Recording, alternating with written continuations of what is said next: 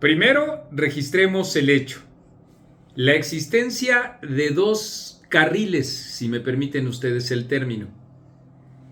Por un lado, está el carril en donde los medios de comunicación tradicionales, radiofónicos e impresos, elaboran su oferta informativa y de opinión.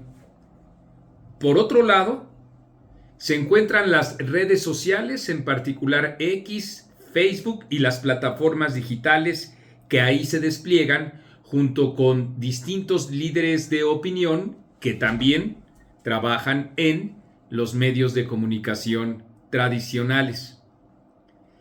Sobre ese hecho, cabe la pregunta: ¿cómo es que dos noticias en nuestro país de la mayor importancia prácticamente no se encuentran abordadas en los medios de comunicación tradicionales, radiofónicos e impresos? Estos dos casos nos remiten a la serie de reportajes que Latinus ha hecho y que demuestran palmariamente con documentos, grabaciones, testimonios, montos oficiales de una enorme red de intereses que está siendo comandada por los tres hijos del presidente de la República y en particular por Gonzalo López Beltrán, alias Bobby. ¿Cómo es que no está esa información en los medios que ustedes quieran? Ya no digamos La Jornada, que 1,200 millones de pesos por concepto de publicidad son también 1,200 millones de razones para no hacerlo y emprender, como ha hecho el periódico que dirige la comadre del presidente de la República y madrina de José Ramón López Beltrán, pura propaganda. ¿Cómo es que no lo ha hecho Milenio, que recibe también 500 millones de pesos de razones por conceptos de publicidad en ese rango de duración de la presidencia de la República actual? ¿Cómo es que no lo hacen los medios de comunicación públicos y, como dice Carmen Aristegui, en efecto se han convertido en una maquinaria de propaganda? Ustedes pueden completar la lista de medios de comunicación con pretendido alcance nacional y de medios de comunicación regionales. ¿Cómo no lo ha hecho Tabasco Hoy, que recibe también carretadas de dinero de parte del gobierno de la República para el denuesto de sus adversarios y en particular para el denuesto de la candidata de la oposición al gobierno de ese estado, Lorena Borregard?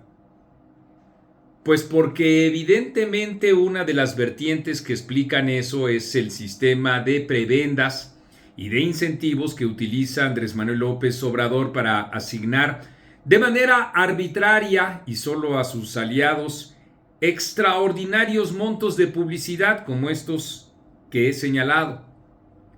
Pero también existen otras vertientes, las que tienen que ver con negocios que no son propiamente dicho los que conllevan las empresas mediáticas, sino que carreteras u otro tipo de concesiones que permanecen subrepticias y desde luego que representan jugosos, muy jugosos negocios para los varones de la televisión.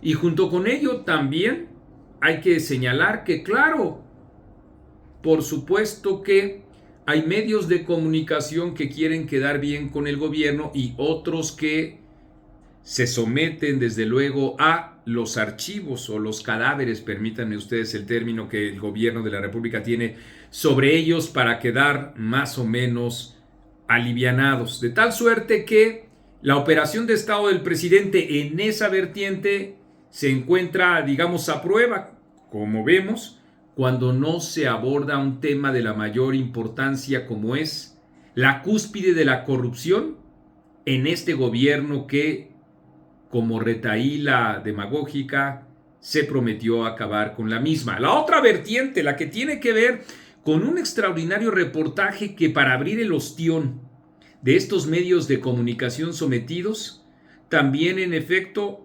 ocurre a partir de medios de comunicación internacionales y comprobada capacidad y respaldo ético, por supuesto. Y ahí, para abrir ese ostión, en las redes sociales se ha difuminado, desde luego que un extraordinario reportaje de Tim Golden, en donde se demuestra, en efecto, con muchos testimonios, 16, 17 testimonios, que durante la campaña de Andrés Manuel López Obrador en 2006 recibió al menos de un narcotraficante conocido como la Barbie $2 millones y también apoyos para aquel plantón que llevó a cabo Andrés Manuel López Obrador. Con justa precisión hay que señalar que no existen indicios que demuestren que el presidente de la República estuviera al tanto de ello. Otro asunto es la conjetura, y esta, por supuesto, aludiendo primero al hecho y luego a la especulación. La mía es una especulación. Difícilmente el presidente de la República no estaría enterado de una situación como esta.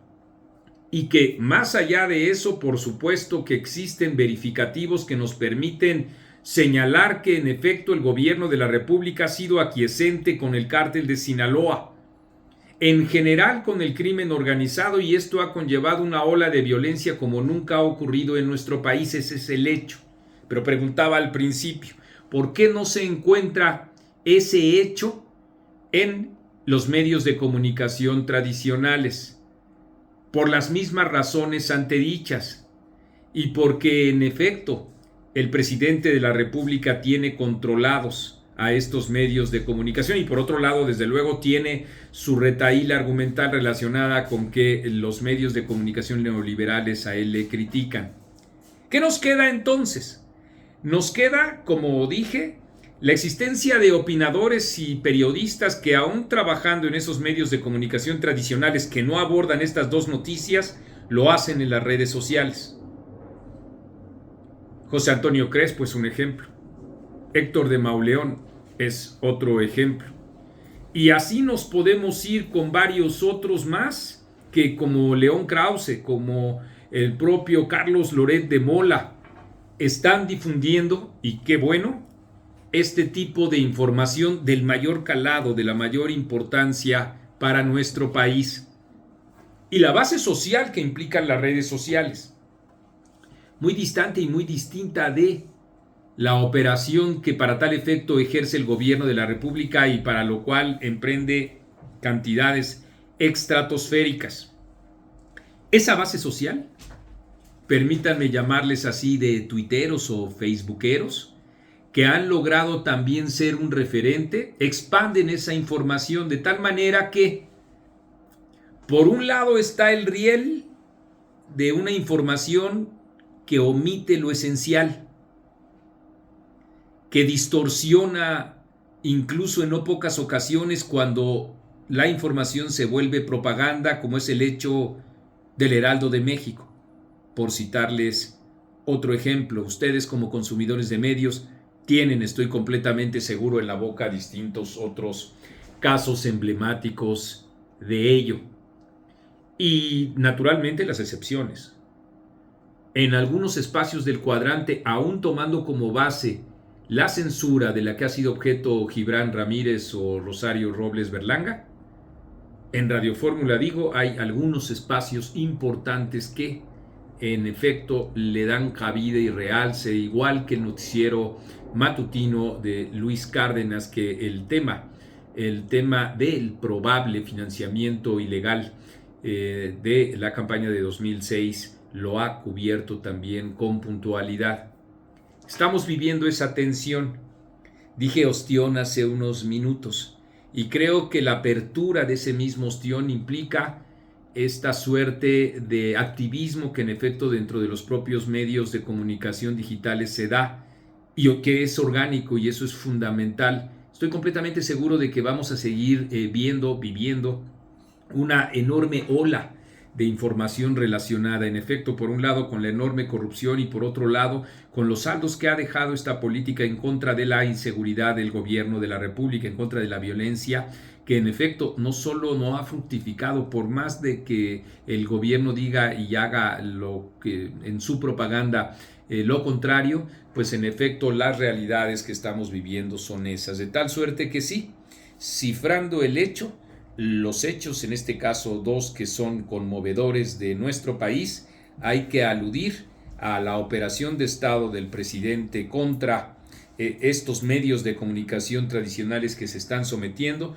y simultáneamente ahí, en las benditas redes sociales, se encuentra la posibilidad de difundir toda la información.